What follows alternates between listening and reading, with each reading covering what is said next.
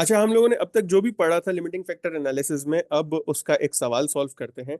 सवाल ये आप लोग के सामने है कुछ के ABC PLC manufactures and sells a single product cupcake. In the recent AGM, ABC decides to launch a new product muffin. Details for muffin are as follows. However, the production manager for ABC PLC informs that ABC is currently facing limitations with its resources and are unable to make both muffin and cupcake as per required market demand. सवाल में उसने आपको बता दिया है कि ABC जो है वो करंटली अपनी रिसोर्सेस को लेकर काफी ज्यादा परेशान है और वो लिमिटेशंस फेस कर रहा है। अब फिर उसने बताया कि आपको details for the products R S follows. Cupcake की डिटेल्स ये रही, मफिन की डिटेल्स ये रही। दोनों की एनुअल डिमांड कितनी है? 5 lakh, 5 lakh. Selling price 50, 60।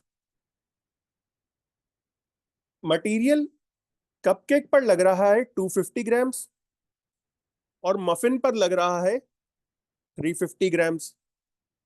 Labour cupcake पर लग रहा है 0.5 आवर्स, मफिन पर लग रहा है 0.5 आवर्स। हमें सबसे पहले तो ये आइडेंटिफाई करना होता है कि मेरा लिमिटिंग फैक्टर क्या है। जब मैं बात करता हूं ऑप्टिमम प्रोडक्शन प्लान की, ऑप्टिमम प्रोडक्शन प्लान बनाने के लिए सबसे पहले तो मुझे आइडेंटिफाई करना है limiting factor. Identification of limiting factor is my first step.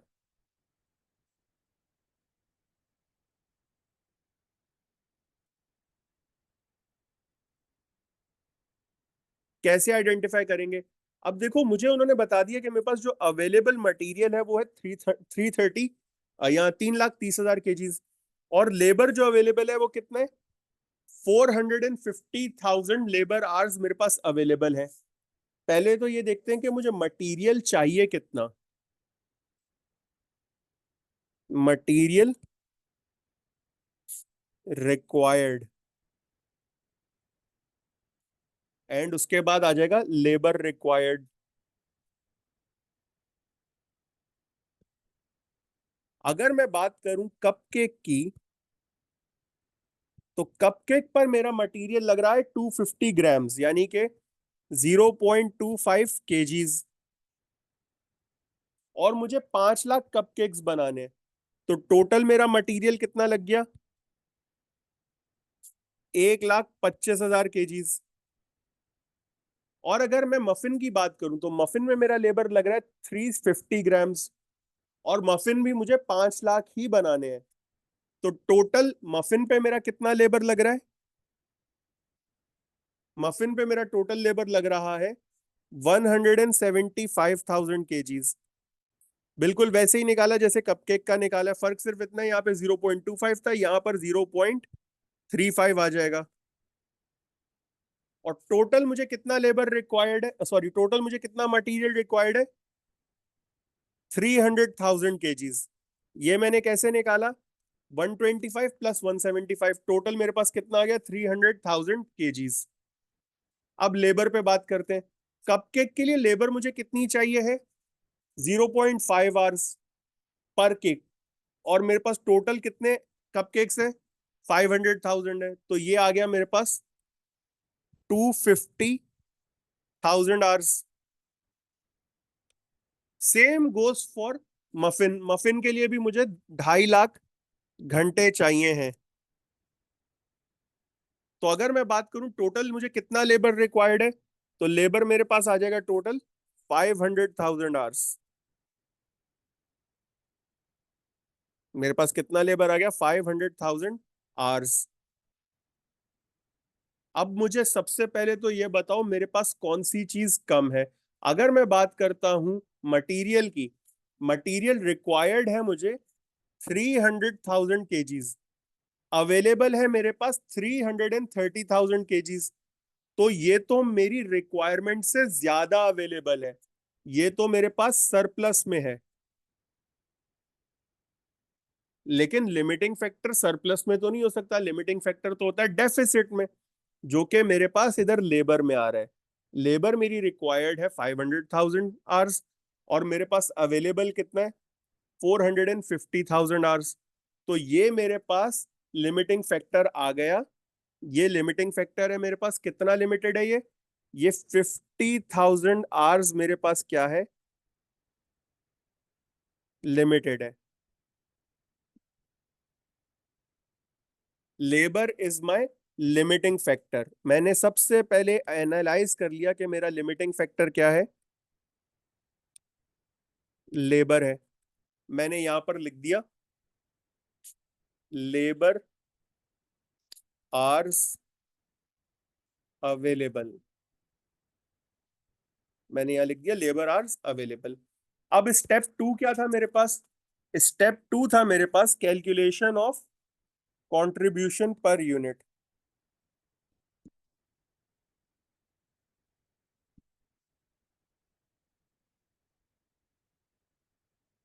Contribution per unit कैसे निकालते हैं, कंट्रीब्यूशन पर यूनिट हम निकालते हैं selling price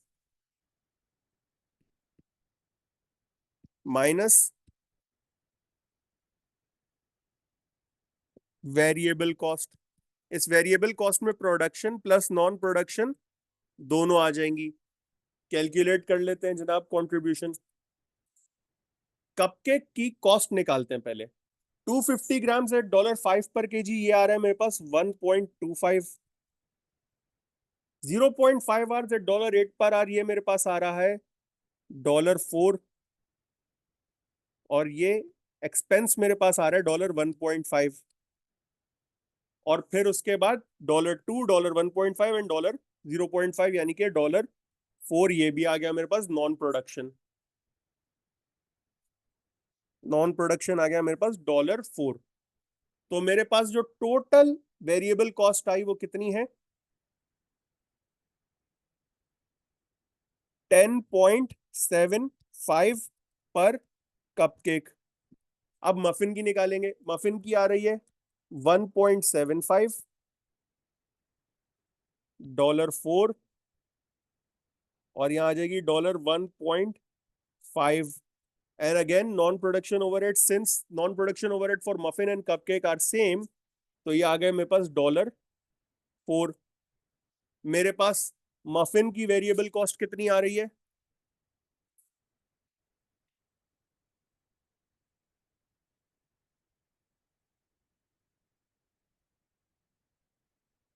11.25 dollar per unit. अब इन दोनों का निकालेंगे कंट्रीब्यूशन। ये आ गया मेरे पास कपकेक और ये आ गया मेरे पास muffin. Selling price, selling price cupcake की है $50 और मफिन की है $60। वेरिएबल कॉस्ट कपकेक की आ रही थी मेरे पास $10.75 और मफिन की आ रही थी $11.25। और जब हम सेल्स माइनस वेरिएबल कॉस्ट करते हैं तो मेरे पास क्या आ जाता है, contribution, which is $39.25 for cupcake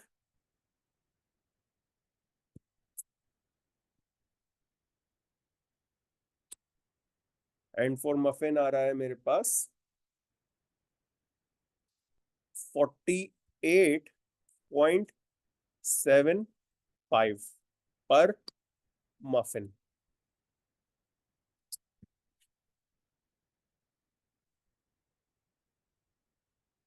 step to समझ आता है। स्टेप थ्री पर आते हैं। स्टेप थ्री क्या है, कैलकुलेशन ऑफ कंट्रीब्यूशन पर लिमिटिंग फैक्टर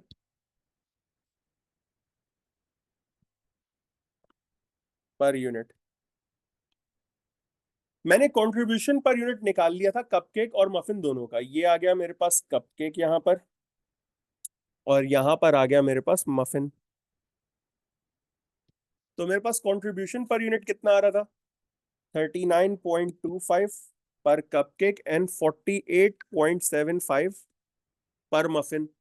इसको मैं डिवाइड कर दूंगा लिमिटिंग फैक्टर से।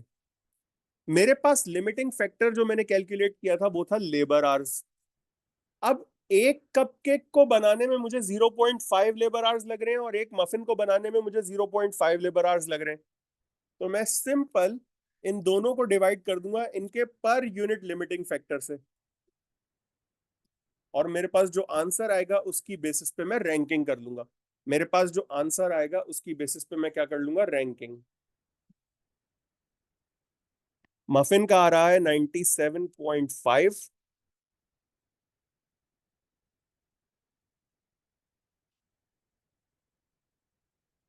और कपकेक का आ रहा है 78.5। अब समझने वाली बात यह है कि लिमिटिंग फैक्टर के हिसाब से मुझे मफिन ज्यादा मुनाफा दे रहा है, तो मेरे लिए पहली प्रायोरिटी क्या होगी कि मैं क्या बनाऊं, मफिन बनाऊं। और दूसरी प्रायोरिटी मेरे लिए क्या होगी कि मैं कपकेक्स बनाऊं। अब कितने मफिन और कितने कपकेक बनेंगे ये मुझे पता लगाना है, और ये कहलाएगा मेरा ऑप्टिमम प्रोडक्शन प्लान। स्टेप 4, अब मैं रिसोर्सेस को एलोकेट करूंगा और ऑप्टिमम प्रोडक्शन प्लान बनाऊंगा। Prepare optimum production plan, preparation of optimum production plan. मेरे पास रिसोर्सेज जो लिमिटेड है वो क्या है, लेबर। यहां पर मैंने लिखा labour hours available, labour hours available. Available labour hours कितने हैं मेरे पास, 450,000 आवर्स। पहली प्रायोरिटी मेरी ये है कि मैं मफिन बनाऊं। टोटल मफिन या एनुअल डिमांड फॉर मफिन कितनी है,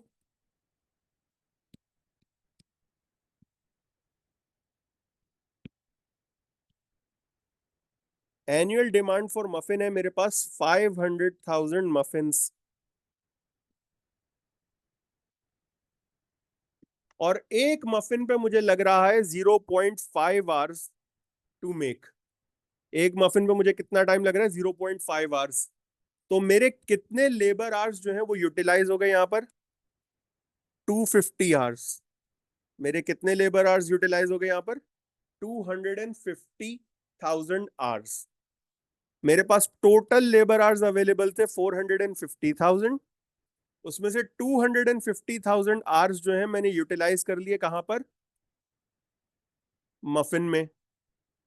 मेरे पास बचे कितने, 200,000। मेरे पास कितने आवर्स बचे, 200,000 आवर्स बचे। अब इन 200,000 आवर्स में मैं कितने केक्स बना सकता हूं इस पे बात कर लेंगे।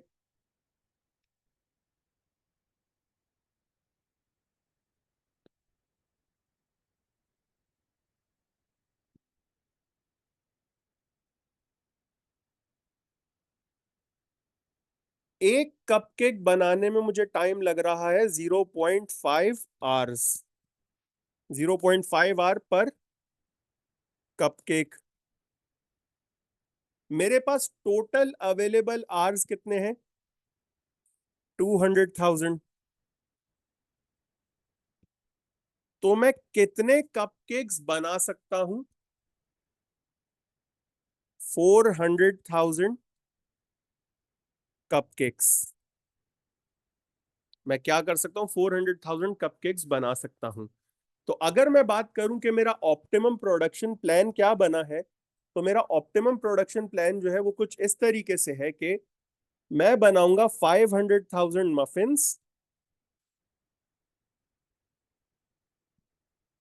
पहले, उसके बाद मैं बनाऊंगा 400,000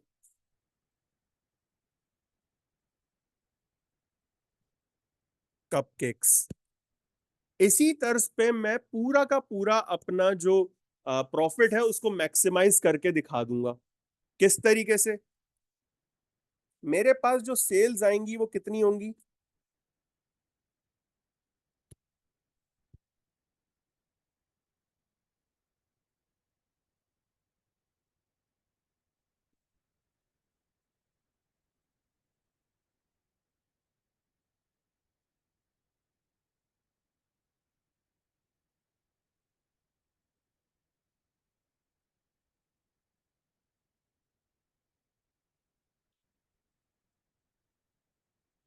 मेरे पास टोटल सेल्स आ गई कितनी?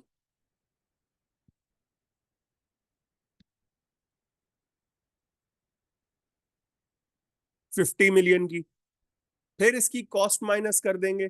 कॉस्ट जो अभी हम लोगों ने निकाली थी वेरिएबल, पहले पहले वेरिएबल कॉस्ट माइनस करते हैं, दैट इज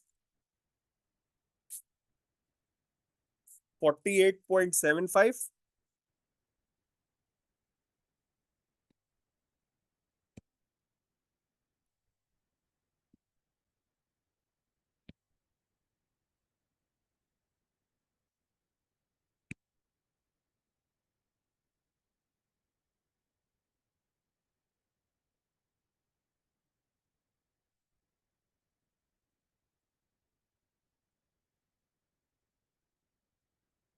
ये आ रहा है मेरे पास।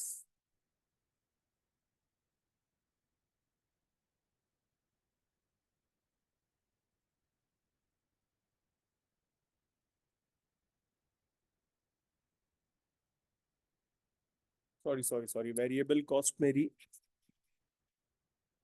11.25 एंड 10.75 थी, सॉरी माय बैड।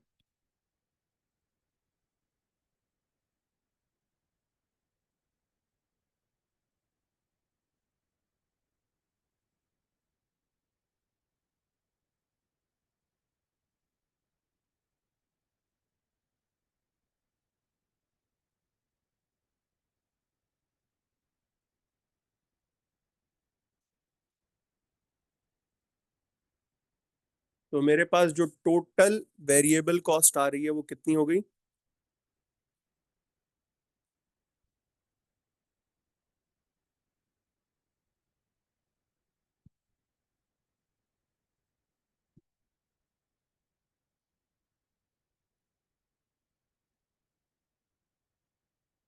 मेरे पास आ गया कंट्रीब्यूशन।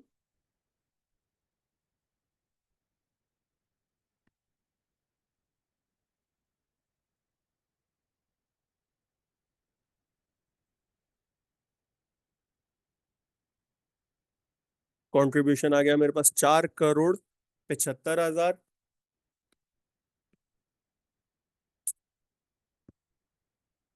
और इसमें से मैं माइनस कर दूंगा अपनी फिक्स्ड कॉस्ट,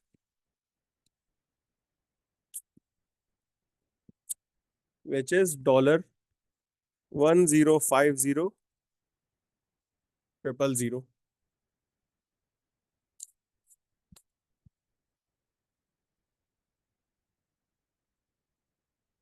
तो मेरे पास जो प्रॉफिट आ गया वो कितना हो गया?